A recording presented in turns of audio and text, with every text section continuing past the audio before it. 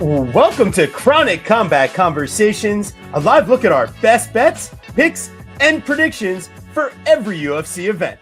With your hosts, TB Scouting MMA and the Guru, back again for UFC Des Moines. And if you don't know what state that's in, you're probably not alone, because I'd venture to guess many don't. We've got a bantamweight main event between Corey the Sandman Sandhagen taking on Davidson Figueiredo in what should be an absolute banger of a match. And honestly, we got to mention the co-main between Ritter and Bo Nickel. Should be a grappler's delight? Question mark, question mark? But before we can get into that, we've got a very, very special guest in the building. You might know him from his FightSuredog.com content. You might know him as the host of the preview, the full preview, and the early prelims podcast. Man, that's a mouthful. It doesn't even matter, because this guy, his analysis is top tier, guys. Top tier. We've got Fenyo Sky in the building. Fenyo, what is up, my brother? Hey, what's up, guys? I'm happy to be back. Last time, this guy, Guru, he gaslighted me because he told me, like, we were going to do a show, the three of us. And then he didn't show up. I only talked to him. I never talked to TV. The first time I talked to TV was on the podcast. I forgot what happened. I think something came up. It might have been a mother's birthday or something. I don't know what it was, but I fucked up, and I totally did. What'd you say? It was a catfish. I totally catfished you. I set up I set up the show, us three, and it was just you and TB, all without me. and we had a dandy at the time, so much of a good time that here's Fenyo today, back to have a great time with us. And I put him in the middle. We don't have guests on this show. We have mediators. So this is going to be a great time. Can't wait to break it down. But if you guys haven't done so already, thank you so much for tuning in today. Appreciate all you guys live in the chat. Dixon, what's up? What's going on? Daz, hell yeah, let's go. Yep, that is the Guru. He's got cats and he's a catfisher, but it's okay. We're ready to rock. And I would appreciate if you guys throw a like on the video, subscribe to the channel if you haven't already. It costs you nothing. It's free 99. If you want to donate, we're not going to say no. We're close to our threshold. It would be really nice if you guys help support the channel. But hey, listen, we're up about 8 to 9 units. Got to go look at the official calculation for 2025. And we're trying to make some more. So hope you guys are following along. Best bets, best guess, always free picks. And without further ado, it's what you people came here for. Enter Sandman. We've got Corey Sandhagen versus Davidson Figueiredo. This is going to be, this is going to be fun, I think. We got minus 550 on Sandhagen, plus 410 on Figgy, over 4.5 at minus 238. But, I mean, man, all I expect is nonstop action from the Corey Sandhagen side. Davidson, man, it's a real question of where we're at in this stage and if he can keep up with a 25-minute striking battle with Sandhagen. Will he need to use the wrestling? Will he be successful doing so? And just looking at the pace, looking at the 5-round experience, Corey Sandhagen, unless he's getting finished super early, I mean, this guy's just going to start pulling away the later this fight goes. And his volume, his ability to scramble and get out of bad positions these days, he's definitely improved his ability to not end up just stuck on bottom or submitted quickly like we saw in that Aljo fight. And yeah, Davidson, I think, we've seen him lean on his wrestling a bit more in recent times. It's just, especially now that he's not the supremely bigger guy, he's not really getting a reach advantage up at 135 so much. And, it comes down to can he land his power shots? And Sandhagen, I just don't think that he really gets a chance. And Phantom, what's up, brother? Yeah, we got Fenyo and the Triple C boys. Fat Figgy, better last 5. And Mendoza, we better get your Chronic Hedgehog pick today. But ultimately, there's no need to hedge for me here. I think you got to take Sandhagen. I think the Guru has a couple interesting ideas from what I was talking to him about. So I don't want to spoil it with any props until I give him his fair opportunity here. What do you got going on in this fight, Guru? I mean, when you look at this line, it becomes kind of obvious how the bookies see it. And, Corey Sandhagen is a massive favorite here. Davidson Figueiredo seems to be on a downslide of his career at this point in time, which is kind of interesting, right? Because he had moved down, he moved up, right? And it seemed to have been working out decently well for him. Beats Rob Font, Cody Garbrandt, and Marlon Vera. But the Marlon Vera fight, right? He's kind of losing that fight until he wins it by knocking down Vera, right? Probably the first person to do that. So that was actually fairly impressive. Against Corey Sandhagen, though, you're getting a much younger, more durable, quicker guy than somebody like Marlon Vera, much more activity. And to your point, TB, which is kind of where I kind of see this fight going, you've now seen Corey Sandhagen much, much more willing to use his wrestling. He has landed a takedown in every single one of his last fights except the Umar Nurmagomedov thrashing, where the guy just seemed to be out-muscled, right? Not even out-skilled, just out-muscled. So he takes some time off here, and I do expect him to come out in style. So with that being said, if this fight's going to finish, which to me, at a minus 550 line, you expect it to, I think he gets the sub. I think he's due for one. I think if there is a finish, again, I think it comes early. So I'm very interested in the Corey Sandhagen round 1, 2, 3 prop grouping at plus 380. I think that's really interesting. And then, the sub is plus 700. And if I wanted to, for some reason, put those together, submission round 1, 2, 3, I'm at plus 1100, guys. I'm turning minus 550 into plus 1100. So, yeah, would I be surprised? Would I be surprised if it's a decision? Absolutely not. Corey Sandhagen minus the ridiculous cut stoppage versus Song Yadong. He's got 6 straight decisions. He hasn't knocked anybody out since we watched him knock out Frankie Edgar, right? It's been a long time. I feel like I'm on to something. Fenyo, what do you think, TB? How do you feel about that? I feel like this fight could play a few different ways, but I feel like, in my opinion, this one going the distance is kind of what are the odds for this going the distance? Because I feel like I'm pretty sure this one is probably going. Both guys are super hard to finish. Figueiredo wasn't minus submitted by 185. Oh yeah, that kind of makes sense. Figueiredo was not submitted by Formiga in his loss at flyweight. He was submitted by Brandon Moreno in a couple of fights where he looked very weird though.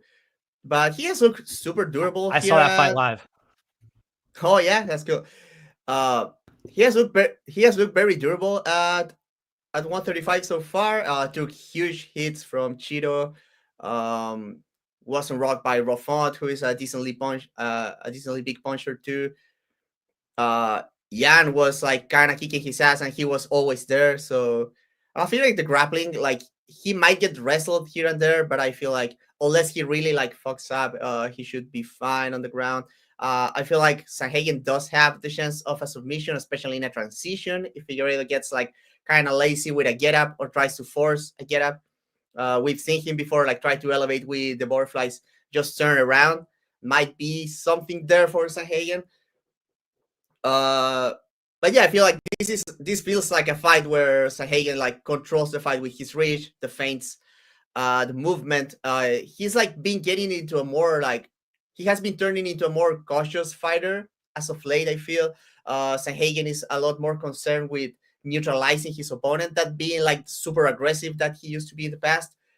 So I would not be surprised if Figueiredo steals one round or two with a big moment, like a knockdown or a tricky takedown here and there. But yeah, this is completely Sandhagen's fight to lose, and I feel like his style is going to be a problem, especially for the low amount of activity that Figueiredo has. We saw in the Pierre Yan. Pierre Yan is a fighter that puts himself in a lot more danger, I feel. So I don't think that it's as likely that Corey will find himself in those sketchy spots that Pierre Yan find himself in. So yeah, I feel like Corey, if you're going to go finish, I feel like submission is more likely. Especially even if he rocks Figueiredo, I think he finishes, he seals the deal with the sub. But if I had to predict, I would say decision. fight goes the distance, I feel like it's like a decent to put something there maybe. And if you go for Figueiredo, like you got a big finish, and No way. yeah, But it's no way. He's never that's the going only out way. of decision. Exactly. That's the only way that he's going to get it. But honestly, right, other than finishing Cody Garbrandt, he just hasn't been the same guy. His last finish, other than Cody Garbrandt, was right is Alex Perez. You know, he really Yeah, at Bantamweight he has like relied more on like getting big moments and riding those big moments into winning rounds, and that doesn't feel like a route, especially over 5 rounds against Sandhagen. Yeah, no way. He's way his footwork is too good. His defense is too good. I don't see it. yeah, I don't see it either. And I think the UFC knows that. I think they're kind of like just, you know, they're giving. I think Corey's got the right call with calling out for O'Malley. I think that's a great fight. Yeah, that I love that fight, to be honest. I would be very interested about it, but the UFC decided to go with O'Malley with the title shot despite not doing anything since losing. So that's interesting. Yeah, you're not going to sell out an arena on Corey Sandhagen yet, though. Yeah, sadly. Not yet. Yeah, I think with this fight, you know, Figgy, it typically takes him a little while to start getting touched. He's got good defense when he's fresh. I don't think he's got bad grappling by any stretch. It really comes down to gassing out horribly when the weight cut goes bad or succumbing to the pressure and the volume. I'm gonna, you know, if we're gonna go dig into grandma's couch cushions here, I'd nail just round 3 in general. Figgy has been knocked out and submitted both times in round 3, both in 5-round fights. So yeah, I get it. I'm just trying to pinpoint it a bit further if I'm gonna put, you know, a couple dollars on this fight. And yeah, Sandhagen's gonna be the pick. But if anything, another cute idea. The fight doesn't go the distance. It's gonna cover a fluky Figgy finish, and it's gonna cover Sandhagen and get it done at any point. It's plus 180 for under 4.5. It's about how you want to slice it, and I don't have a definitive final play. Besides, if I was going to do the grandma's couch cushion, it's round 3. All right, we are moving on. We've got RDR René de Ritter versus Lights Out Bo Nickel. I think we're looking at some heavy hands in this matchup here. I don't think anybody's going to really want to wrestle. And if I was Bo Nickel, I don't think I would want to play that game with René. That would be playing right into his hands. And we saw against Paul Craig, you know, he's going to try to fight to a smart game plan. We've got Bo Nickel at minus 345, De Ritter at plus 250. I mean, on paper, this is by far the toughest matchup to this juncture for Bo Nickel. And De Ritter has fought way bigger and way more experienced fighters in his MMA run. It's just when you watch him on the feet, this takes me back to like taking Gerald Meerschaert versus Brad Tavares. Like Bo Nickel's going to be able to stuff the takedowns of René de Ritter if he chooses to do so. And Bo Nickel is going to be the faster and better athlete from the outside. So even if de Ritter is a little bit longer, I mean, his head strike defense is 39%. Like that's just about, and you see Gerald is rocking him at certain points in the fight. And that was kind of what told me, hey, Gerald might have a little something against Brad Tavares on the feet. That's not a great look. And if de Ritter's not getting back takes and if he's not winning scrambles and if this fight's not on the mat, you know, I think Bo is going to be the faster guy. There's just, you know, there's no need to play a minus 345 here in a fight where, you know, Nickel is way less experienced on paper. So over 2.5 plus 100, fight goes at like the plus 140. Now we're talking. I can really get interested in that because I think either guy is live to win a decision if it were to go there. It's just more likely than not going to be Bo. I think the line reflects that. What do you think, Guru? Yeah, I'm on Bo Nickel here, and I'm certainly like not super thrilled about it, but as I've been right with both of René de Ritter's UFC fights thus far, I do feel like I've got a general idea of how this guy fights. I'm really thinking like, and hear me out, and maybe Fenyo's going to have a much better analysis of this than me, I'm sure. They're both, neither guy, right? Both guys are grapplers. Neither guy can say that striking is like their best thing that they do. René de Ritter striking is extremely like ugly. It's awkward and very unique. It's uncomfortable to deal with and can be very a difficult puzzle to figure out. but it's not as difficult for somebody who strikes super technically. And while Bo Nickel is not a good striker, I feel like the way that he strikes, because he's like kind of still learning the fundamentals, is very technical. Straight jabs and punches, you know, low calf kicks, and he's just kind of really just trying to stay safe. I think that he's going to be able to kind of keep Reinier at the end of his punches. And I've also seen Reinier de Ritter, A, get tired, and B, get controlled. I haven't seen that yet from Bo. So I'm not sure that it's exactly going to happen. I like Bo Nickel by decision. And, you know, these guys, they stole it from me, right? I hit, not only did I get Fight Goes the Distance last fight, which is like plus 350, I got the Bo Nickel by decision plus 600. I was like all over that shit. Now they got Bo Nickel by decision plus 220, the rat bastards. So I'm going to go, I end up liking TB's play on it, though, with just the fight going the distance in general, so I don't have to be super sketched out. But, you know, I might end up putting a halfie on Bo Nickel by decision. I think that they're really fast-tracking him here, and I think this is a really, really good name to get under your belt. And mind you guys, they still haven't given him some crazy striker, right? It's Jamie Pickett to Val Woodburn to Cody Brundage to Paul Craig, get you into the top 15. Here you are, top 7, right? Is this guy ranked? Where is he ranked? I got to be close. Well, he beat Holland. That's got to get him somewhere in the rankings. I'm about to pull it up while we toss it off to Fenyo. What do you got on this fight over here? Yeah, you got to go with Bo. This feels like a slightly harder version of the Paul Craig fight. And I think Bo Nickel almost shits the bed on that one, made it super close, but I don't think he's going to make the same mistake twice, I feel. I agree with Guru. I feel like Bo Nickel has the advantage of being like, even if he's like the less experienced striker of the two, he's like way cleaner mechanically. Like the everything that he does like looks better than Reinier de Ritter. But so I feel like there's two paths to victory on the feet here for RDR. One is Bo Nickel again shows up with very low volume, and it comes to very few big moments. And two is that the fight gets ugly. Bo Nickel doesn't land anything big because he's the bigger puncher of the two for sure here. And if it gets like super ugly, I feel like RDR should be more comfortable in that kind of situation. But even then, Bo Nickel a lot faster, cleaner mechanically, he could still catch him if it gets like super ugly.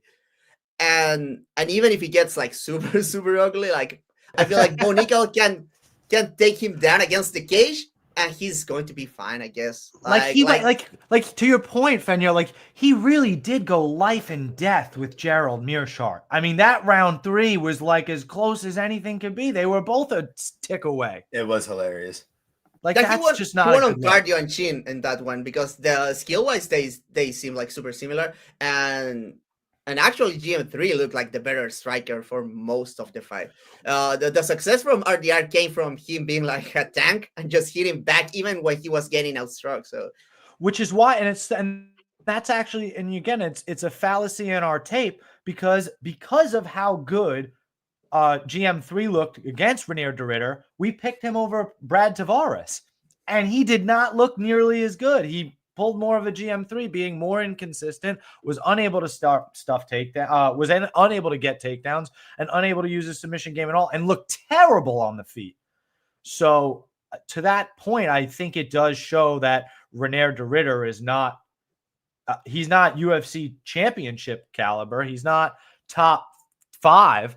And honestly, I thought Bo Nickel had cracked the top 15 with the Paul Craig win, but I think with the rearranging of everything, he's still just outside the top 15 here because UFC rankings, Reinier de Ritter ranked 13. So this is the fight to get Bo Nickel into the top 15.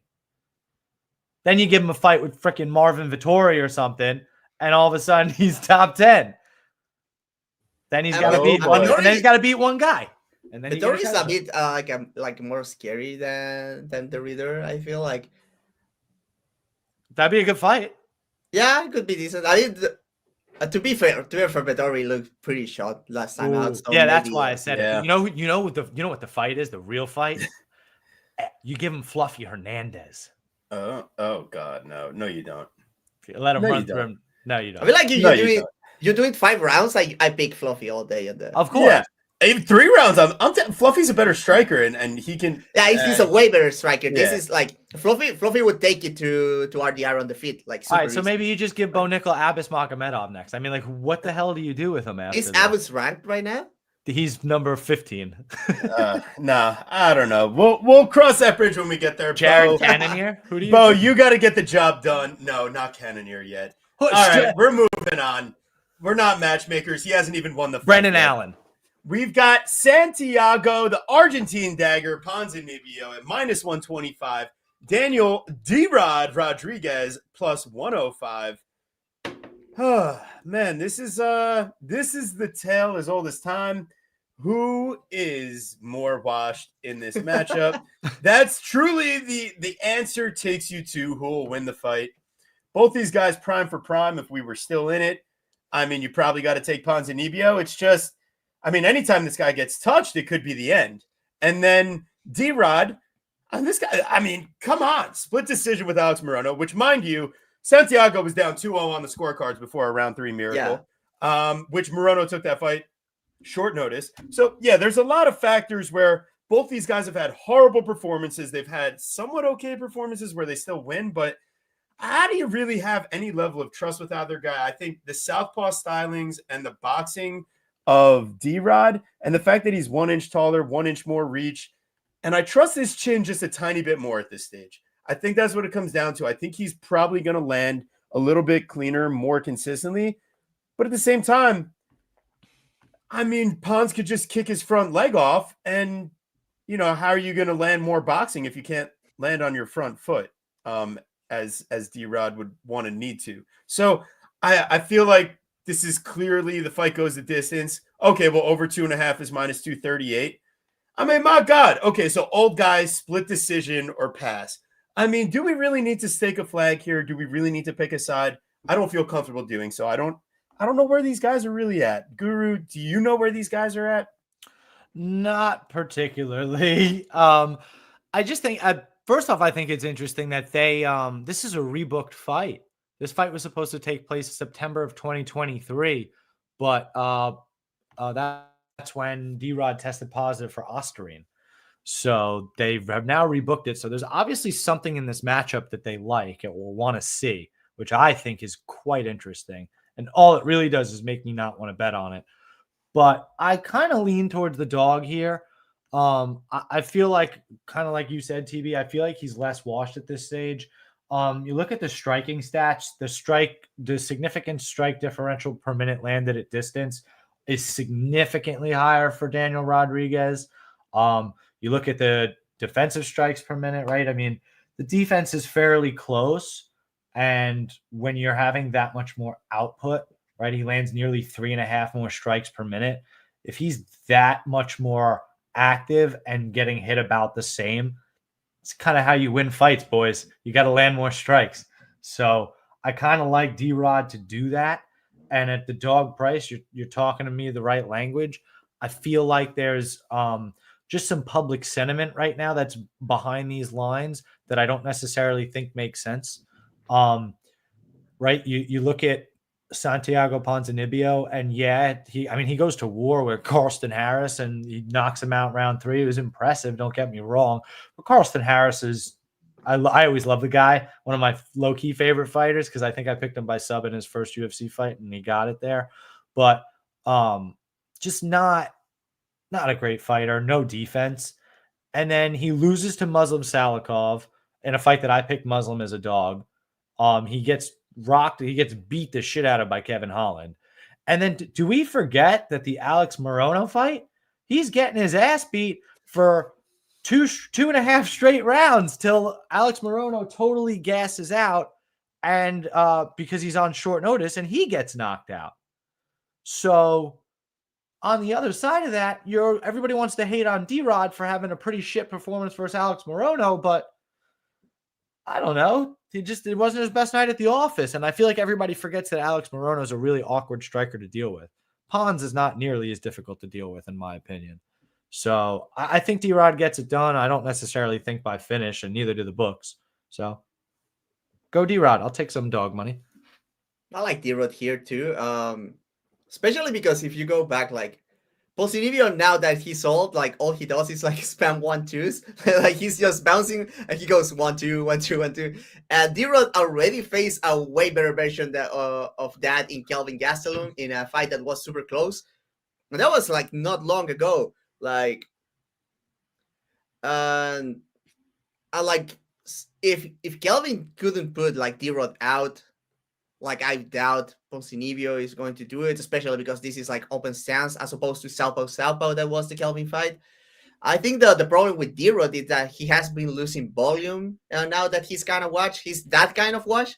Like he's not the kind of watch that gets like hurt with everything. He's like the kind of watch that is like, oh, there goes 2 minutes of not doing much. But I feel like Ponzinibbio is going to force him into doing shit because he just stays on your face the whole time. And like, yeah, D-Rod is not as long as Carson Harris, but he's like a craftier puncher. And Carson Harris almost finished Ponzinibbio like 3 times in that fight. As you said, Alex Morono was kicking his ass too. And yeah, I mean, D-Rod looked bad against Morono, but I also feel like the split was like undeserved. I felt like he kind of won that one clean. So yeah, and especially considering that he's the underdog, man. Like I don't see how do you reach that conclusion that you're going just by the last fight, and it's like you gotta understand that Ponzinibbio already watched and took like a bunch of damage in that last fight. Like he's not going to look better here. So yeah, I gotta go D-Rod and either decision or finish. Like just pick him like straight up, I would say. Yeah, no, I love it. I'm glad. You know what? Maybe, I will admit, earlier in the week, we thought that there would be line movement. We laid a little D-Rod minus 125 at a cashable book, saw that the line started going the other way, and we said, all right, never mind. Let's get out of that side.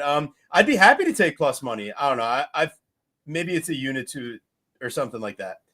I feel like it must be done, right? All right. So I mean, I have 2 units at plus money currently. All right, beautiful. Way to fill me in, brother. All right, we're on to our next fight. We've got Montel Quick Jackson versus Daniel Soncora Marcos. What does Soncora mean? Fenyo, can you help us out? What is Soncora? Yeah. As far as I know, it's just a play, a word play on corazón that means heart. So it's just like you say the last 2 syllables, and then you say the first. So corazón, Soncora, and it's just that as Phil said. So they're just saying that he has heart. Yes, wow. So represents resilience, strength, and an unyielding will to persevere. Qualities that Marcos has. That's why culture in other languages are so cool. Like you guys, you get like Soncora, but we got like YOLO. You know what I mean? Like, what the fuck kind of laugh was that, TV? Nah. I like that. I also watched Cade Cunningham hit a layup at the same time. This is a safe space for Knicks fans. If you're also here watching the playoff series, we need game 6 here. But anywho, what we also need is Montel Quick Jackson minus 198 versus Soncora plus 164 for all of his fantastic assistance. Fenyo, you get to take the wheel on this one. What are you seeing in this fight? But this is super hard to get a read on because like we barely see Montel Jackson lately. Like the last 3 years, he just shows up, 1-2s a guy, and he's like missing in action for the whole year. So who knows how he's going to look? Marcos has been very active. Some kind of like close fights, sketchy fights, like as Jack Sack says, he has like the sketchiest, the most sketchy undefeated record on the UFC, but I feel like Marcos is very good, actually. But yeah, Montel Jackson has been looking like $1 million too. So he being, but at the same time, Marcos being the underdog, that's kind of tempting because he is going to have the volume. And Montel Jackson, he doesn't get tired, but he fights at kind of a slow pace because he usually scares people off being so big. being like fast, hitting hard. And I feel like Marcos is not going to be afraid of him. Like we saw him against a huge puncher in Adrian Yanez in his last fight, and he just brought the heat to him. So if Jackson grapples here, could be interesting. But Marcos' takedown defense has been looking very solid. So I feel like both guys very hard to finish. I would look into goes to distance here, despite both guys being super aggressive. I feel like this one is going to go to see the final bell. Other than that, I feel like it's hard to tell, man. Like we haven't seen how much better Montel Jackson is nowadays. When he lost to grapplers, right? He lost to Ricky Simon and to Brett Jones. And in fights where they were like trying to hold him for his life, because like he's very hard to deal even in the grappling. Like he has huge hands. Like that's the half of the game of Montel Jackson is that he has like heavyweight sized hands. And he just grabs the wrist control and it's over for you. There's nothing you can do about that. Like that's his wrist now. So and if it's sale defeat, I feel like Marcos is going to bring the volume. I mean, if he doesn't get hurt, I feel like Marcos has an advantage there, to be honest. Guru? Are you concerned at all about his cardio? Because, like, I mean, he's knocked out Ronnie Yaya, and the Blackshear fight, which we expected to be interesting, he murdered him. Murdered him, and I bet Blackshear. Otherwise, the fights he's going the distance with are Julio Arce and JP Buys. Now he was completely controlling those fights, so I would freaking hope so. Julio Arce is ancient, and JP Buys didn't belong. Yeah. No, and yeah, then, he was, and then it's kind of weird that he didn't get the finish in that one because he was kicking his ass. And so who bad, doesn't finish How many him? He set a record for knockdowns though. So, and he also goes to decision with Felipe Corrales. Yeah, but he lands 11 takedowns. And Andre Sukumta. Like, I don't know. That's why it's Montel by decision. Yeah. And every single one of his decisions is unanimous, by the way. And Daniel Marcos is the guy that fights on a bit more of close margins. Right. So much so that Adrian Yanez doesn't even have a reach advantage. Yeah, that's a really bad look. I love Adrian Yanez, but I didn't bet him in that fight, and that fight was way too close. Well, we bet Marcos heavy there. Right. And he fought way too close. Yeah. So even the Castaneda fight, he just doesn't really pull away. And Davey Grant has left a sour taste in everybody's mouth. He hasn't done anything impressive in his entire UFC run. Beating Simon Oliveira, it means nothing. He's not done anything. So they're honestly, they look like they're done with him in that regard. They're like, dude, you've shown us nothing. Time to, fight a physical beast in a guy that you're definitely not going to beat. He's better at your game than you are. Yeah, and I feel like ultimately there's no takedown upside for Marcos, whereas Montel, even if he's not getting takedowns, he's going to win in the clinch. He's got a 3-inch height, a 6-inch reach advantage. And if you're throwing naked leg kicks, I mean, you're getting landed with a 1-2 down the middle from a guy that's got Ngannou-sized hands. So whether he's using them for the clinch or he's using it to smash your face in, and maybe he doesn't finish you, but Montel, he generally wins on clear margins. And even though Marcos has more volume on paper, Montel actually lands at a better differential from distance per minute. So he's actually the more efficient striker from distance as well. I'll take Montel here, and if the line keeps on coming closer, we're going to get dangerously close to like having to play his money line. But by decision is what I would do. Guru, was there anything further you had on the breakdown? I wasn't sure if. Nope, I appreciate that though. Occam's razor, right? Yeah. Whatever's simplest kind of makes the most sense, and I'm thinking that Montel by decision makes the most sense here. I appreciate that. Next fight, we've got Cameron, the babyface killer, Smotherman. Oh boy, I don't know. That sounds kind of sketchy, right? Like, are you killing babies by smothering them with pillows? Like, that's what I take away. No. This is what I take away. Yeah, I know. I get it. All right. Yeah, he has a baby face. Maybe he kills people that has a baby face. Yes. Ooh, yes. So he's going to kill himself? By smothering them. To kill Josh Barnett. Here. Well, then, Fino, I'd be very careful if I were you because you are quite baby-faced. Cameron Smotherman is coming for you. He's coming for me, man. Yeah, that's it, man. Versus Sergey, good kid, Mad City, minus 130. I got to give a shout out to our boy Aaron Bronstetter because he was the one that thought of that nickname. But then he asked Sergey City in person and he said he's a Drake fan. I'm like, come on, man, just take the nickname, damn it. Now I like City even more. Yeah, So. yeah. I mean, with that mustache, I'm not surprised that you'd be a big Drake fan. Anyways, plus 110 on the babyface killer, minus 130 on the good kid, Mad City. I don't know. This is a tough one because City's got a reach advantage. He's got a height advantage. But also at the same time, his head strike defense is only 59%. And I know Smotherman has shown that, when he does get hit, it can look a bit sketchy at times. I do think he does a better job of trying to avoid getting hit. And City's not like a Grigoriou. His only chance was to win within 1 minute with a knockout. And it just so happened. It's just City, I don't think he has that same explosive power. So he's going to need to outland him, outpace him, land the more efficient strikes. And this could be a really tough fight. I just think Smotherman's a way more technical striker, and I don't think City's actually going to shoot a takedown. So it's not like he's going to play into Smotherman's biggest weakness. And even Smotherman, City's biggest weakness is probably his takedown defense. We probably get a striking match from distance, and it's probably going to be on close margins. In that case, give me the dog ticket. If you followed us on Pickett, you would get a better line than plus 110. Guru, was there anything different in the way you see this fight playing out? Do you like the distance like I was thinking?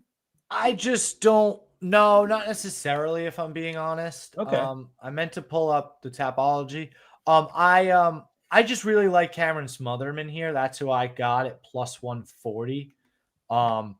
Again, could he die quickly? Yeah, he's shown that before. But otherwise, I think he's a very well-rounded striker. And Sergey City has just kind of shown himself to be very middling with kind of decent at everything, but not really fantastic at anything. And he's like a brawler. He's reckless. He's risky. So he has no real regard for his own safety. Whereas I feel Cameron Smotherman really kind of does. So, I guess it could be a problem if City tried to put on some sort of heavy wrestling game plan, but that's just really not his way. He's really more of a grinder. So, yeah, I like Smotherman. And the thing is I know City hasn't been finished before, but he's been rocked a bunch. And has he been dropped? He has, right? Yeah, he's been knocked down before too. So with a big puncher like Smotherman, he could really do it. But I don't hate that goes the distance. I just would prefer not to play chalk when I got some plus money on a money line. Yeah. I'm really very curious as to what Fenio has to say, because I'm expecting him to have much more technical breakdown of this where I really tend to miss some of that stuff. So I like Smotherman here too. If we recall, City's big fight against Taveras. Taveras kind of a similar striker to Smotherman, kind of on the slick side. But Taveras a lot more, much more willing to engage in exchanges, and also more picky as a counter puncher. He waits for bigger opportunities, and Taveras ends up winning that fight on big moments, right? And I feel like City's lack of defense is going to cost him here because the smaller man is going to outposition him with better footwork. I feel like this is going to look for Smotherman kind of similar to the Jake Hadley fight. Obviously, CD way bigger than Jake Hadley, but still kind of a similar style that he will try to put him against the cage, mixing some takedowns. And Smotherman, takedown defense looked very solid. The cardio looked very solid too, especially considering that he took that fight on 7 days notice. So yeah, I feel like City, if he wants to win, he needs to go balls to the wall, put him against the cage, just non-stop volume, and hope that Smotherman kind of falls apart. But other than that, I just see Smotherman being smoother than him and having the bigger moments, especially because of the lack of defense that you both guys allude to. So yeah, I also like Smotherman. Finish, I think City's too tough, but he might get caught with something big. So I feel like a straight pick is the play here. I like it. Yeah, I'm in. no, dude, I love that when we're thinking about these dogs and maybe not the most confident, and Fenrir just comes in to clean up on the analysis side and make sure that like we didn't miss anything. This is why we bring you in, man. This is the good stuff right here.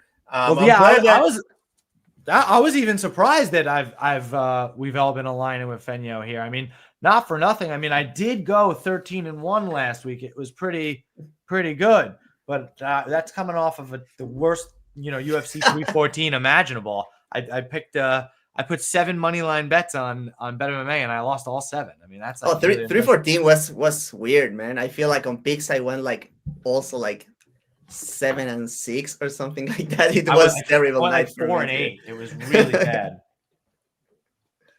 Yeah, hell yeah. So, all right, here we go. We're moving on to you guys doing the right thing for us. Please make sure, if you haven't already, subscribe to the channel, like the show if you haven't thus far. It costs you nothing, but we're going to continue the good time. It keeps on rolling. Thank you so much, everyone, for joining us. Be like Rob Thomas. Retweet us. Throw us out. Share us to everybody but your grandmother, because we're stealing from her couch cushions to place our long shot prop bets. We got Lil Heathen, Jeremy Stevens, Iowa native himself, plus 425 versus Mason, the Dragon Jones, making his UFC return at minus 575.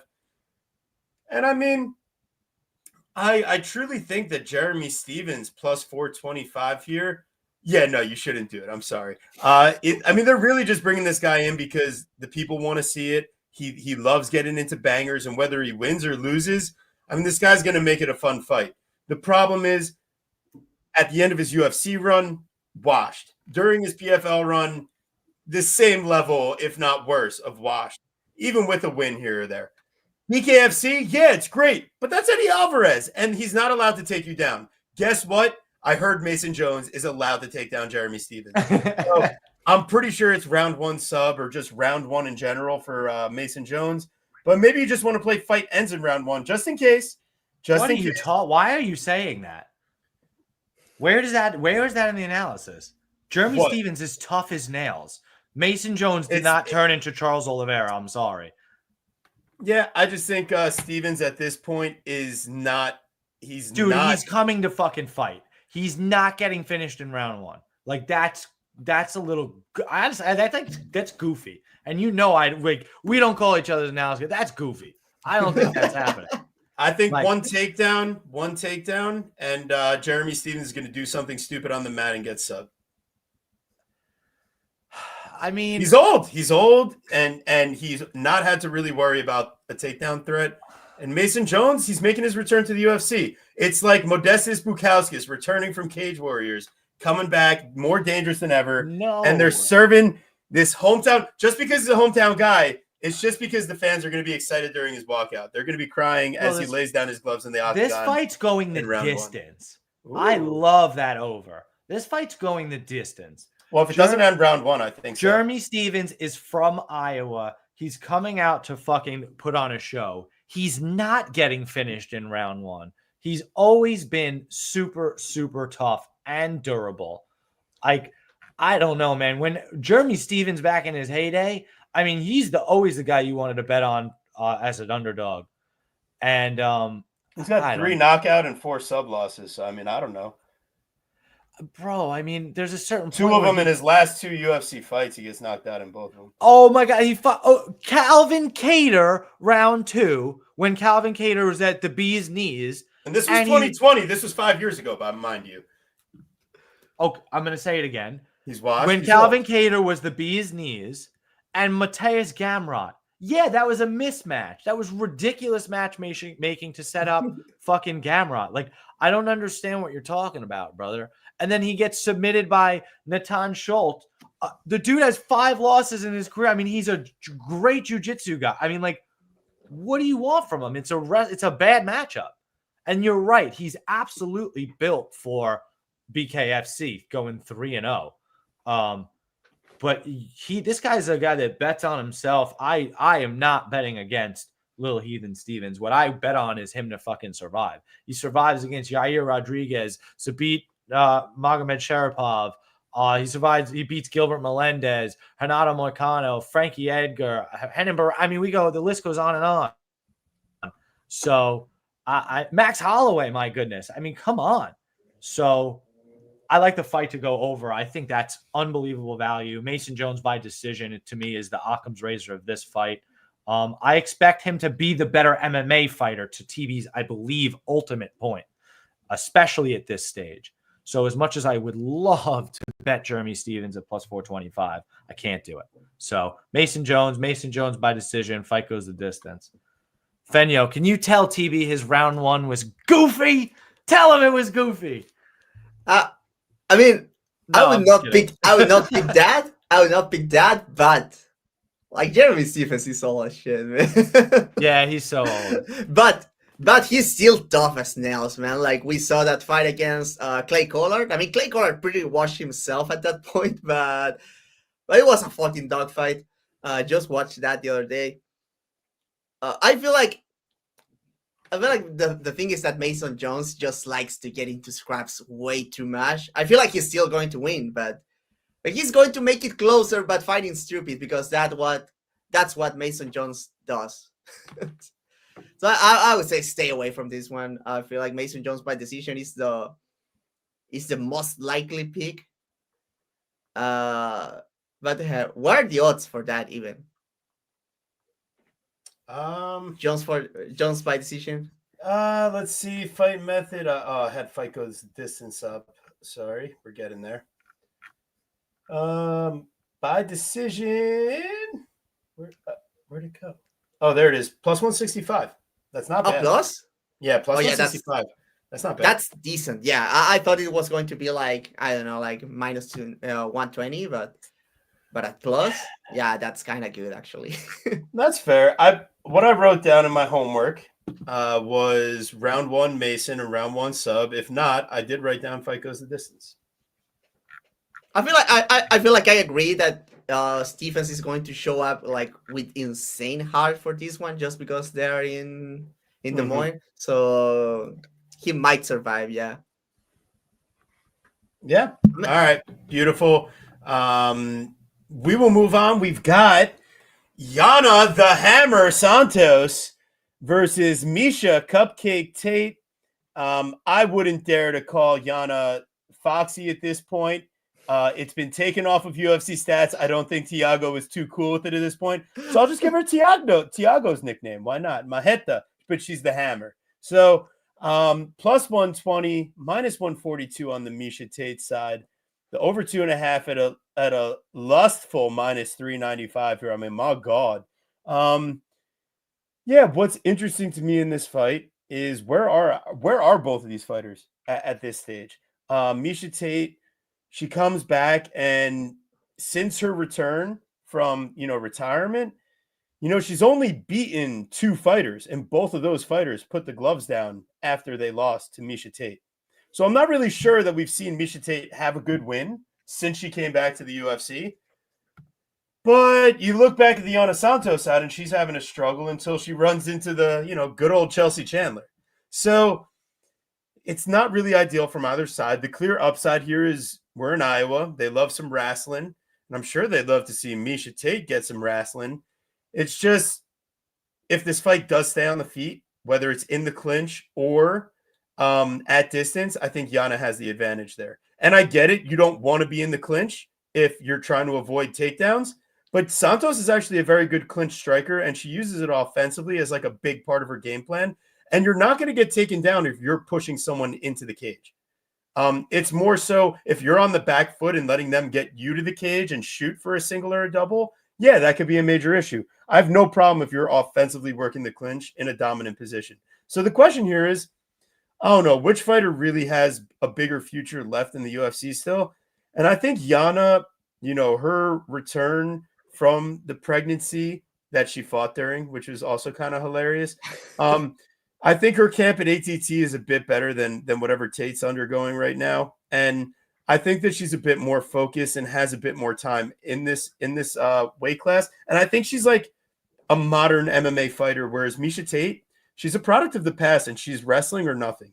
Like if this fight's at distance, it's not pretty, and she won't win in that case. there could be levels in this fight if it gets to the ground. And I'm not going to put it past Miesha Tate to win here, but there's no way I want to do that at minus money when she needs to get a takedown. And Tate's at the PI, and that's all you need to know. Phantom, talk to me. Is that a bad thing? Yeah, that's bad. Yeah, that's what I thought. Because you don't have your own coaches, it's just their coaches. Is that the idea? It's and like you'll probably need a lot of recovery and treatment if you're consistently at the PI. I know she probably has her coaches, but I mean, she doesn't have like a whole team to work with. So that's like the idea, yeah. Gotcha. Yeah, she's at the PI working with Brian Battle. I see with Forrest Griffin there. I don't know what's happening. No one her size. Yeah. Yeah, I don't even know if she's training in that photo. So yeah, I guess that's fair. I guess I lean that way too, just in the dog price. Maybe this is just a fight that I shouldn't bet, but I feel like it's a fight that you like everybody and their grandma is planting a flag on, because it's like a very bettable fight between, former champion Miesha Tate and the fairly well-known Yana Santos, at least by real fan standards, right? Any casual is definitely not going to know who these people are, but we certainly do. So yeah, I guess I kind of lean towards the dog just based on, which again is fucking hilarious. I'm going to lean towards Yana Santos based on damage. Like, it's not somebody that's necessarily known for, has she even ever had a finish in the UFC? No. She's only been finished in the UFC multiple times, and 2 of them were on the ground via ground and pound, which Miesha Tate could absolutely do. So it's just like, I don't trust her to keep it standing, and I feel like she could somehow be more washed than Miesha Tate, and like that scares the shit out of me. So yeah, the Lauren Murphy fight and Caitlin Vieira, Lauren Murphy is a brick shithouse and hits hard. No, she doesn't. She does For a not hit chick. hard. She For does a not chick. hit hard. She does not hit hard. She might be doesn't able to eat punches, but she does not hit hard. Yeah, but like, Nope. She's strong. She Okay, looked like but she doesn't hit She hard. looked like she hit harder than Miesha on that fight, at least. Right, exactly, and that's really more my point. And then Caitlin Vieira can fucking strike her ass off. Yes. I feel like Caitlin Vieira beats the shit out of like prime Miesha Tate, so that was like right. Matchmaking. So it's a bad matchup. So that's kind of my point, and it's like Yana Santos kind of feels like a good matchup in that you can just take her down, like seemingly with ease. What's her takedown defense? She's been controlled in. They've been controlled the same amount of time, though. Right, but percentage. But only one of them has been UFC champion and fought fucking. That was a decade ago. A decade ago. Okay, but this is okay, but it's all part of the stats. Then you should ask Nate Latshaw to be able to put in a place where you can, what's it called? Put in a stopgap on fight years, so we could actually take out some of her sample size. That would be fantastic. That would maybe be much more. I'm pretty sure most of the control that Miesha has conceded was against Ronda. So yeah, that's fair.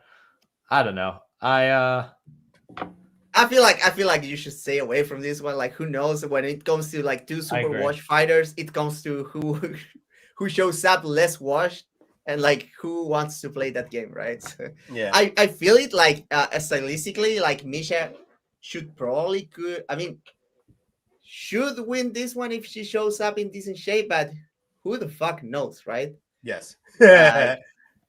And at the same time, I can see Jana like striking her in the clinch and doing more damage. I can also see that, but like, how am I supposed to know? Yeah, it's a very tough proposition.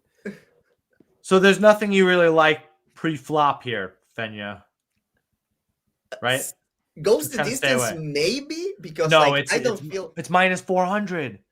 Oh no! It's nothing. Yeah, I think Miesha Tate finishes live, like a ground and pound. No, because the ground and pound was after so live. The ground and pound was after getting dropped both times. So, hey, everybody behave themselves. A few cats not really acting as they should. That's all right though. Guru's got it under control. You screw around too much. All right, as do we. We're moving on. That was dogger pass for me. Now, all right, we're about to screw around even more. I did some advanced research on this fight. Ryan, Man of Steel Loader versus Azamat Iron Bakoyev. I had to ask a few people some questions and do some deep digging into physics and biochemistry. It turns out steel is stronger than iron because it's reinforced and it's an alloy. Actually. So plus 320. Here we go. Man of Steel. And what do I tell you? He's not that much older. He's got a 4-inch reach advantage. He's got a 2-inch height advantage. And he's the southpaw. And he's the All-American wrestler. And in our notes, we write down bad takedown defense for Bakoyev. I mean, come on. Come on. This is the opportunity of a lifetime for the Man of Steel coming off a tough. And Bakoyev, like if Reese wasn't that bad, like that's kind of a setup spot for Reese. Like they're not trying to set up Azamat Bakoyev, quite frankly. And in this spot, I think they know that that's his weakness in the wrestling. So Ryan Loader, I mean, this guy, main training partner, Fluffy Hernandez. They brought him in to Team Alpha Male. He shows Song Yadong how to improve his wrestling game. It's not like, I think that this guy, Team Alpha Male, I think they do a terrible job at actually improving your wrestling. But if you already got the wrestling, and these aren't bad training partners to have. And Fluffy, I mean, the guy's going to have pace. And I don't think he's going to be a great striker. I don't think he's going to need it. I think he's going to be able to put on a heavy wrestling pace. And I think it's worth the opportunity at plus 3 something. So, Guru, I know you're heavy on the Loader vibes. What are you thinking? You just took the whole thing, man. Yeah. I'm on the blah, blah, blah. Thank goodness you're fucking muted. Nobody wants to hear that You shit. ran away to yell at your cat, so it's your own damn fault because you weren't here. I was not my fault. I have no control over that either. But what I do think about control in this fight is that Ryan Loader is going to get a shit ton of it. While I don't necessarily love him in the case of like damage because his striking leaves some things to be desired, I think that he's absolutely elite at something. And I've seen Bakoyev give up plenty of takedowns on the regional scene. And to me, that's all I need to take a shot here. Plus 300, plus 3. Why? I don't understand. And I didn't understand it versus Valentin. He's like, what wasn't he like plus 200 dog there? He beat the shit out of Valentin. Dude, like I was it's actually, it was just a slight dog. Yeah, I was going to say, I don't think it was that. I think I got him wider though. But anyway, we'll check the ticket. I'll find it. I'll find that ticket. The receipts. But the point is that I get him at a dog price. I didn't understand why, because the dude Valentine couldn't stuck a takedown. And I feel like Bakoyev, while he's very talented, and he does train at ATT, I don't know. Beating Zach Reese is not like necessarily the most impressive thing in the world. The split decision versus Budka is probably everything, right? Like that's where your answers are in that fight. That fight was so bad, man. It was terrible. Torture watching that for the pay-per-view, for the previous pay-per-view. Right. I feel like Bakoyev has a decent skill set, but he doesn't do shit. And I like if we go by the current MMA meta, like what fighters win? The fighters that try very hard and are trying to do shit. Even if Loader doesn't get takedowns, he's going to be pushing Bakoyev against the fence, and he's going to be winning the rounds. Like Bakoyev doesn't do enough to win against this kind of dude, I feel. I loved Loader in the spot. I've loved it the whole time. I love this line, to be honest. Yeah. Like it makes no sense to me. And like I almost want to put something crazy on it, because it's just like once this guy wins, you're never going to see him at this price again. This is the best line of the card. I don't understand. I just don't understand it. Is it just the OEV last name versus a guy that I don't know is skinny and nerdy? Like I don't even understand what the issue is. Of course they have to know that Ryan Loader. Yeah, it's probably like Caucasus guy who got a finish on a pay-per-view, and because this is probably not the opening line, right? This has to have moved. What was the opening line? Well, I know it was definitely in the plus 200 range previously, like closer to plus 250.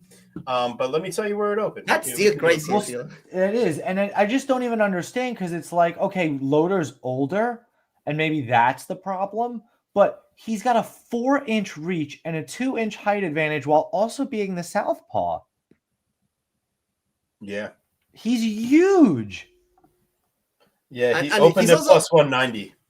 he's also older, but only like 8 fights into his career, while That's the- Bekoyev like a bunch of damage in 22 fights. So That's Yes. another way to look at it. Wow. Yes. Yeah. I don't understand. I love this. I love Loader in this spot. Yes. All right, beautiful. Wow, we aligned again on a dog? I don't think have we disagreed on one thing? You really didn't like my grandma's couch cushion on the Mason Jones fight. I think Correct. We just, Oh, but you said that like that. You didn't say it like it was the grandma's couch cushion, though. what do you listen, man, if you have a -5 something favorite and I give you I think this guy's gonna win and the other guy's really old and this is my best idea to prop. No, I mean, yeah, no, that doesn't mean it's a well, best that's why bet, I didn't brother. like You it, just 'cause latch on and you don't like stuff. That's Yeah, I fine, don't but li- it's yeah, not I a don't like best it. bet. I mean, Yeah, Jesus no, Christ. I didn't like it, and I Yeah, still and that's don't. fine. And that's fine. You don't generally like a lot of stuff. You're very Yeah, salty. We've It's got cool. Mean Marina Rodriguez versus Jillian the Savage Robertson. Jilly Bean coming into this fight, looking to be the 12th consecutive opponent to land a takedown on Marina. And let me tell you, I think it happens. Oh yes, it does. Yeah, and here's the thing. It's damn near impossible to sub Marina, but she'll take a 10-8 on the bottom from ground and pound. And I think Jillian, she's proven elbows. She'll do whatever it takes to get to mount and dominant positions. And whereas Virna or some of these other fighters are looking a bit more for submissions recently, Jillian, she's going to go heavy on that ground and pound. And I think we get a round 2, round 3 KO grouping. That's my prediction for this fight. Guru? You said the KO? Round 2, round 3. Yeah, I think it's it's probable. Because you're not subbing Marina. It hasn't really It probably happened. it probably It probably goes. But if anybody, I mean, I guess if Virna didn't do it, I then just she said might- that, but you weren't listening. It's no, okay. I know I wasn't listening, but again, like you said, that if Virna didn't do it, then she might not. But And it's Mackenzie, also- right? Mackenzie Dern also. yeah, but Dern's kind of smell. She lost. I mean, she beat Mackenzie Dern, so that just Yeah. kind of shows where they were at that time. Jeez. But I just feel like at this stage, the sub could be there. Like, just because Virna didn't do it 2 years ago, like nearly to the day, doesn't mean that Jillian won't. I just kind of want to parlay Jillian, as crazy as that sounds, because I feel like she really could just control her for 10 minutes. She probably gets she hasn't finished the last few of them. Right, the last two, and when she had opportunities to in both of them, like we sat there like kicking ourselves, like she had opportunities in both, all for like a majority of the time, and just didn't. Yeah. So I'm just like not running to it. I really think that she's very safe in a parlay, though. Well, I think the grandma's couch cushion, if you were, doing a big parlay on Jillian, it would be Marina by knockout. What? That's kind of Marina's path is kind of by knockout here. She does it against Waterson Gomez. She does it against Ribas.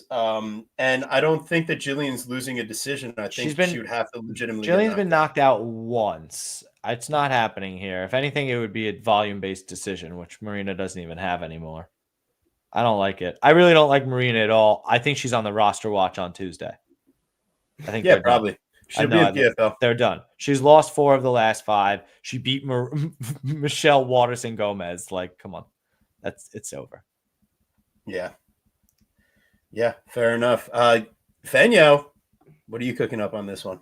I mean, it's the most likely is that Jillian gets takedowns. And I like Marina is not a good grappler, but she knows how to not get submitted. That's the whole thing. That's like, I mean, like, it's very impressive that neither Birna or Mackenzie could submit her with takedowns, right? Like Dern, it's very dynamic, and Birna is like very methodical. Jillian is more on the Birna side from top position. And her control is very good. She's very strong at 115.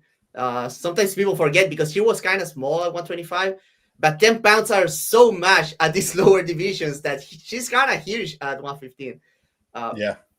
But if for whatever reason Jillian Robertson is like not getting the takedowns, she's getting her ass beat on the feet by Marina. I don't care how short Marina is. Jillian too slow on the feet, man. Too slow, reacts too badly. I'm not saying Marina is going to win, but it's not that crazy, man. Like, Yeah, I agree with I feel that like also. someone said in chat, like, you just pick the strike stoppage either way. That's Yes. kind of good, actually. Not a bad thought. Not a bad thought. And if the price isn't that different, I truly think that a lot of Jillian's upside for a finish comes with the ground and pound. And yeah, Richie did piece up Robertson, but she does have good athletic takedown defense, and she's clearly faster than Robertson. Whereas I think Marina, with the Muay Thai style, she's going to be more available. And if she goes to open up on her striking, that's where the takedown attempts come in. Richie basically never committed to staying in the pocket there. And yeah, she just jabbed and ran away. But Marina doesn't really do that. I think she's a bit more front foot. Then Robertson did find a takedown eventually against Richie, right? She did, but it wasn't for any extended period of time. That's the thing. Is like Richie's she's small, compact, tough scrambler. Yeah, it's way different. Yeah. Okay, Romanov got kneed in the dick and then got a funny finish, so that's great. Love that. Right back to the UFC vibes. That's hilarious. All right, so yeah, sounds like we got Jillian. There might be a couple things to be scared of on the feet, but I imagine she gets the takedowns and has success with it. We've got the Dream Killer, Gaston Bolaños versus Quang Bang Lee. I promise I didn't give him that nickname, but damn, is it electric. Yeah, that's why we know you didn't give it to him, because it was electric. Yeah, well, just ask Big Meal Shamil next time when the UFC adds. All right, listen, even a broken clock is right twice a day, my man. Yeah. Once you actually start doing something on the back end to contribute, then I do plenty on the back end, my brother. Never with the nicknames. You don't do anything for the nicknames. So no. Why would I? I don't want nicknames. I want to mention something. Every fighter needs not about the. It's not about the nickname. It's about the name. Please mention it. This one is going to get us canceled, but like Quang next to the dog from StreamYard, it's kind of sketchy. Oh my god, that's amazing. Oh yeah, let's bring them closer. Yeah, that's a resemblance right there. We got a little Peking duck action out here. Jeez, I would love some duck. That sounds delicious. Sounds delicious. Don't tell my dog; he'll be very interested in that. Yeah, ultimately in this fight here, it truly comes down to if this fight plays out from distance, I think Gaston should be, a bit more explosive. He's got the spinning elbows. He loves to show you that. But yeah, I don't know. Nothing really impressive from a level of competition perspective in his wins. So Mr. Lee coming in, and I know people want to rag on him for the loss against Long Zhao. Long Zhao would have, that guy would run through Gaston Bolaños. His pace, his wrestling. Watching Cortavius Romeus land these takedowns, back takes, and that dude's got zero gas. And he's all submission over position, whereas Lee, he's going to get a body lock in a triangle, and he'll ride out the round like that. I think he's going to need the takedowns to make this look like it's going to be his fight, but I think he'll get there. I really do think, now third fight, looking for his first win. Bolaños now in his fourth fight, and if he goes 1-3, we could be seeing him and Marina in the same tweet come Tuesday. So ultimately, I'm going to go with another underdog shot here. Quang Lee, because I think he will use the wrestling here, and his striking's not bad. I just think he probably will have a tougher time to look like a favorite in that regard. So yeah, I know Bolaños is the favorite, but I think it should at least be even money. So Guru, what do you got here?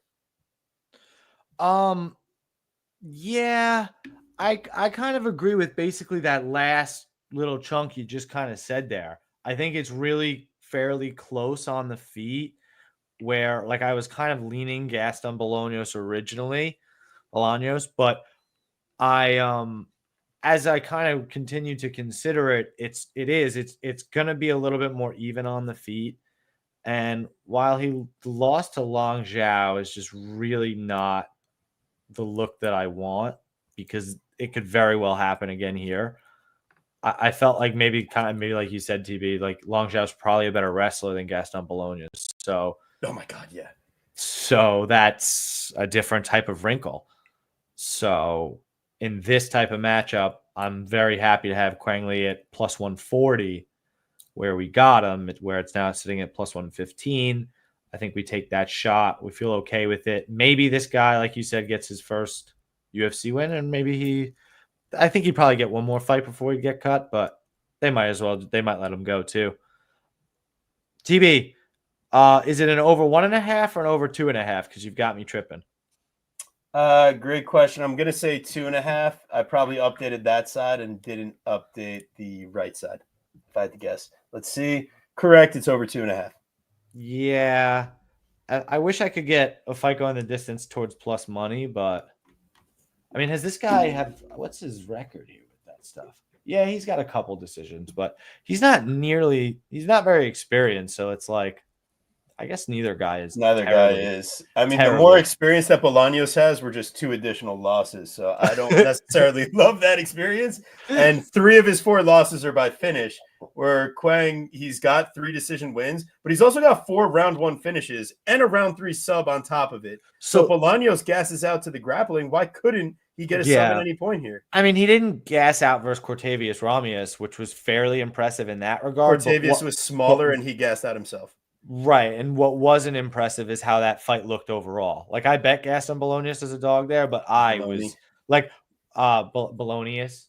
But like after rewatching that fight, like, yeah, I was like, wow, that fight was way closer than I remember it live. Because I guess I was just heavily rooting. So yeah, I'm gonna go with the dog. I don't feel as maybe fantastic about it, but I like it's maybe like Cameron and Smotherman, but I feel the similar level of confidence. They're dog shots in kind of low level fighters, or maybe just unproven fighters. So yeah. This one feels kind of sketchy. I mean, I think like I would like whoever is the dog here because it feels like very close. I feel like Bolaños probably has an advantage at kicking range, but Quang Lee has hands. Like he could get on his face, land some good punches, and yeah, the wrestling I think like gives me the favorite vibes go to Quang Lee for me in this one. Yeah, especially because like he can like surprise with the wrestling, make Bolaños like timid. Like we saw against Cortavius, like Bolaños was throwing, but he was like very concerned about the takedowns as the fight went on. And I feel like that's the reason he couldn't take over completely on that 3rd round. Another thing to consider is that I feel like the listed heights for both these guys are bullshit. I feel like Quang Lee is going to be taller than Bolaños when they face off, and he's listed as 1 inch shorter. I don't think that's true at all. Interesting. We'll be looking for that tomorrow at the face-off. And Bolaños was barely taller than Cortavius, and Quang Lee was not that shorter from Chris Gutierrez, who is huge. So yeah, I feel like someone is lying over here. Yes. But other than that, yeah, I feel like it feels like super close, and the wrestling edge gives it to Quang Lee, I feel. Nice. Wow. I've more agreement. I mean, I hope we go undefeated. This would be sick. This is the magic that the people are coming for. We get reverse sweep. Right, Fanio? Because you like Giannis Santos too. No, you said stay away. You didn't really. Yeah, I didn't pick anyone. You're smart. Then you're gonna go perfect on the show, unlike we will. I love it. Uh-oh, Dan Tom in the house. Yes, sir. We got Fanio in the building. Let's go. Yes, of course. Dan Tom with the incredible guest appearance on The Gambler's Perspective, the UFC's own podcast with Nick Kalikas and Gianna the Greek. Both, guys I'd love to have on the show. Dan Tom would love to have you back again soon, my brother. Congrats on that. That's awesome. Yes. All right, so I took some liberties. We've got Thomas the Tank Engine Peterson versus Dontel Lord Kong Mays. I'm sorry, Thomas the train was not working for me, so he's Thomas the Tank Engine. It's only appropriate. Minus 285 for our young man that's obsessed with trains. I wonder what that says. Versus Lord Kong, the guy that popped John Jones's shoulder out of its socket. Just think about the wrestling that he could bring to the table in that case. No, it's not great. But Kentucky Judo Association, look out, world! This guy's got a belt, and Dantel is not afraid to use it. No, he is afraid to use it. Thomas Peterson, if he tries to shoot takedowns here, oh no, Don't you steal my prop. The Loadmaster, my God, no, I won't. Thomas Peterson inside the distance, because Dantel Mays, the guy that we saw show up to the last fight, I think we're only going to see a worse version this time out. There's nothing out there on the social media verse of what he's been up to. And yeah, he basically, yeah, exactly. He's trying to sleep. He's not trying to train right now. This guy's going to come in looking obese again. And Peterson, I would rather say inside the distance, quite frankly. We're getting plus money for an inside the distance in a heavyweight fight. And Thomas Peterson is going to try to shoot takedowns. Guru, what do you think happens in that case? Though? Well, once he shoots those takedowns and he gets on top of fat-ass Dantel Mays, he's going to submit him. Even though he only has one career submission, Dantel Mays has been submitted 3 times. I really do think that Thomas Peterson goes for it. And I bet that line is much tastier than the knockout, which is really, why I need it. So Thomas Peterson KO plus 400. Actually, it's really not, but so it's really going to be the finish, TB, to your point. Yep. Because I figured it'd be submission before I saw it. They kind of are, I don't know if hip to it is the word, but it's plus 400 for the KO and plus 600 for the sub. I really thought that line would be wider. So yeah, he just got tapped out in his last fight by heel hook, so that probably tells you the majority of what you need to know about what'll happen if Dantel gets put in a sub. Yeah, he's gonna tap. But Fenyo, do you have anything more definitive in that regard? What are you thinking? I feel like Pearson. Obviously Pearson is going to win, right?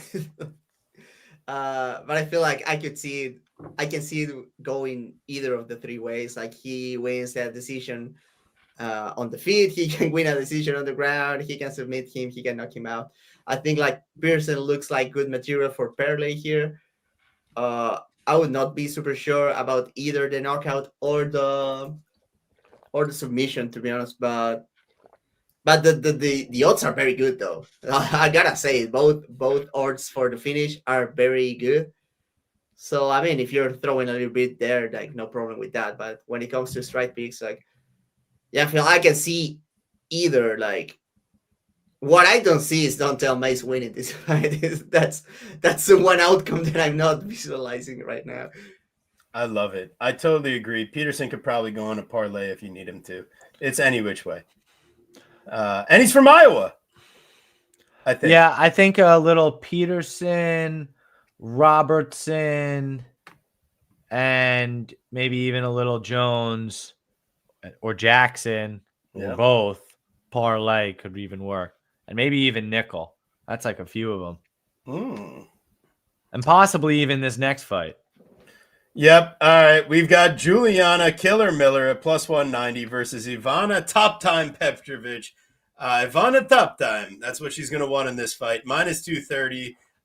No, see, like you had an opportunity to like shout out Austin Powers into Ivana Hump a lot. Like you could have done anything. Yeah, that's lazy. She won a top time in this fight. She's gonna want to get into a top position. She hates striking from distance. Yeah, but she's gonna want to wrestle. But Ivana Hump a lot could have also worked in that regard because she would have been humping her from top control. So anytime you want to workshop stuff ahead of the show, nope, I don't. I'm just better than I'm already better than you, so it's okay. No, sir, I know that makes you salty. It's okay. It's not. It's all right. It doesn't because you don't put in the work. So I'm gonna Amazon send you some Kleenex tissues and you'll be Ivana right. Tinkle, and we'll send you some testosterone supplements. But we've got minus 230 for Ivana and plus 190 Juliana Miller.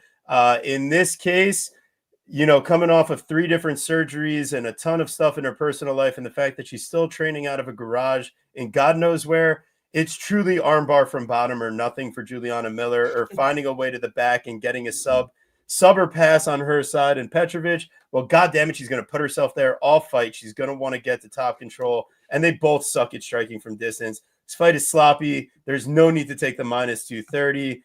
This is definitely the horniest breakdown of the night. You could cut the sexual tension in the air with a knife. So what do you got here, Guru, in this matchup? You need to add Jillian Robertson into the trifecta, and then we're really having a party. But Yeah, no, I kind of like the favorite here. I don't really want to expose at all, though. I just don't. It's not a high level fight at all. Ivana Petrovic should be able to get the takedowns. What would be interesting though is that like if she's just really not interested at all or can't handle like any physicality, even Juliana Miller's like terribleness, which should really just throw herself into a freaking takedown at the end of the day. So I don't know if Juliana is actually truly dangerous off the bottom there, then Ivana is actually going to be in trouble trying to do what she does best. So I don't love the fight in that regard. I'm definitely going to try to stay away. Very interested to hear what Fenyo has to say because I honestly, Fenyo is one of the best followers on MMA Twitter you could have. I mean, the way the dude breaks down Tate, and he's always just like posting the little clips. I mean, I don't even know how he does that, and it's very, very impressive. I don't know how you don't get taken down or like I don't know what happens, but I that's say the UFC that it seems on Twitter it seems like they don't care about short clips unless they are like from the last pay per view. That's kind of sketchy. right. Like I don't do that. Like Right. main card for a pay per view. I wait a few months. Yeah, usually. once it's Yeah. free for on ESPN Plus or whatever. Yeah, you're right. They don't seem to care as much. So I love following you for that stuff, and I love when your shit I comes up. appreciate. And you go viral like all the time too. Like your shit pops off because it is very good. Algo seems to like me because I seen other people like with 10K followers and they never cry and they never like pass the 100 likes. No, Yeah. they definitely like you, man, and I do too. I like seeing your shit. So I lean the favorite, but I'm not betting this fight. And Yeah, but you this can't fight make me. this fight sucks for betting. I feel like because they have kind of the right line, but it's like it's a bit wide for my taste, but not wide enough to make me like want to go with Miller here.